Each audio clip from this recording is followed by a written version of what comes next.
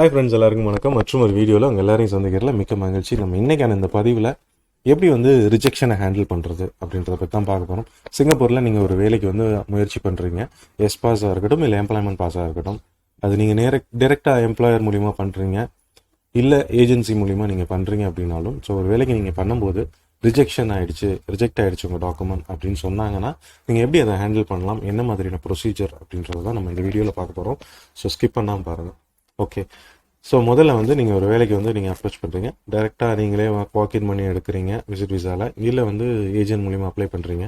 உங்களுடைய document apply பண்ணும்போது visa apply பண்ணி ரிஜெக்ட் ஆகிடுச்சு அப்படின்னு சொல்லிட்டு உங்களுக்கு மெசேஜ் கன்வே பண்ணாங்கன்னா முதல்ல நீங்கள் அதுக்கான காரணம் என்ன அப்படின்னு சொல்லி கேளுங்க.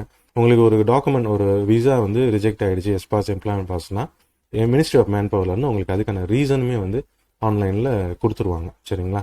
அந்த ரிஜெக்ஷனான அந்த காப்பி கொடுக்கும்போது அதோடைய இந்த ரீசனும் வந்துடும். ஸோ அந்த என்ன ரீசன் அப்படின்னு சொல்லி பார்த்துட்டு நீங்கள் இன்னொரு தடவை நீங்கள் அப்ளை பண்ணலாம். சரிங்களா? திரும்பியுமே உடனே கூட அப்ளை பண்ணலாம். அது என்ன இஷ்யூஸ்ன்றதை பேஸ் பண்ணி இருக்குது. சரிங்களா? சில சின்ன சின்ன இஷ்யூஸ் அப்படின்னா நீங்கள் உடனே அதை ரெக்டிஃபை பண்ணி உடனே அப்ளை பண்ணலாம். ஸோ உடனே உங்களால் அப்ளை பண்ண முடியாத மாதிரியான ரீசன் அப்படின்னா நீங்கள் என்ன பண்ணலாம் அப்படின்னா ஒரு அப்பீல் போகலாம். ஸோ அப்பீல் உங்கள் எம்ப்ளாயர் தான் உங்களுக்காக பண்ணணும் இதே மாதிரி. ஸோ அவங்க வில்லிங்காக இருக்கணும். அதுதான் ரொம்ப முக்கியமான விஷயம் உங்களை ரெக்ரூட் பண்ணுறதுல. ஸோ அப்படி அப்பீல் போகிறீங்க அப்படின்ற பட்சத்தில் அந்த அப்பீலுக்கான என்ன ரீசன் எல்லாமே பார்த்துட்டு அதுக்கு தேவையான டாக்குமெண்ட்ஸ், சப்போர்ட்டிங் டாக்குமெண்ட்ஸ் எல்லாமே நம்ம சப்மிட் பண்ணுற மாதிரி இருக்கும். MOM கேட்குற அந்த இதுக்கு. ஸோ அப்படி நீங்கள் சப்மிட் பண்ணுறீங்க, அப்பீல் போகிறீங்க அப்படின்னா அதுக்கு ஒரு கால அவகாசம், அதாவது அதுக்கு டைம் எடுத்துக்கிற அந்த ப்ராசஸிங் டைம் பார்த்தீங்கன்னா 21 ஒர்க்கிங் டேஸ். சரிங்களா? ஒர்க்கிங் டேஸ் இது மினிமம்.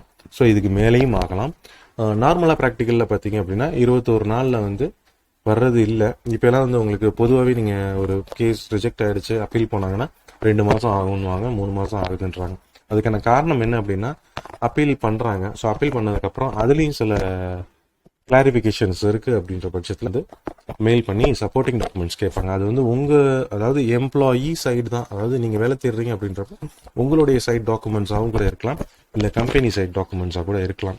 ஏன்னா எதனால உங்களை ரெக்ரூட் பண்ணுறாங்க, ஸோ அந்த ரெக்ரூட் பண்ணுறதுக்குன்ற கைட்லைன்ஸ்லாம் அவங்க ஃபாலோ பண்ணுறாங்களா, ஸோ அந்த மாதிரி நிறைய விஷயங்கள்லாம் இருக்குது இல்லையா? ஸோ அதை செக் பண்ணுவாங்க. ஸோ அதுக்கு தான் அந்த மாதிரி கேட்குறாங்க. அதனால தான் அவ்வளோ நாட்களும் ஆகுது. ஸோ நல்லா புரிஞ்சுக்கோங்க. யாராவது ஏஜென்ட்டோ இல்லை எம்ப்ளாயரோ உங்கள்கிட்ட ரிஜெக்ட் ஆகிடுச்சு அப்படின்ற பட்சத்தில் அவங்கக்கிட்ட என்ன ரீசன் அப்படின்னு சொல்லி கேளுங்க.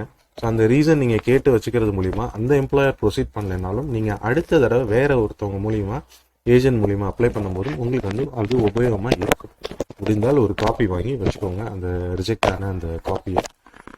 அதுவும் இல்லாமல் இந்த ஒரு வேலைக்கு, ஒரு பர்டிகுலரான வேலைக்கு நீங்கள் அப்ளை பண்ணுறீங்க அப்படின்றப்ப அந்த இப்போ சப்போஸ் ஒரு வேலைக்கு நீங்கள் இப்போ அப்ளை பண்ணிட்டீங்க, ரிஜெக்ட் ஆகிடுச்சு அப்படின்றப்ப அதே வேலைக்கு எவ்வளோ நாளுக்குள்ளே நீங்கள் அப்ளை பண்ணலாம் அப்படின்னு பார்த்தீங்கன்னா, அப்ளையோ ஒரு அப்பீலோ எவ்வளோ நாளைக்குள்ளே பண்ணலாம் அப்படின்னு பார்த்தீங்கன்னா 3 மாதம் வரைக்கும் நீங்கள் அப்பீல் பண்ணணும். 3 மாதத்துக்கு மேலே அதே வேலைக்கு நீங்கள் அப்ளை பண்ணலாம், அப்பீல் பண்ண முடியாது.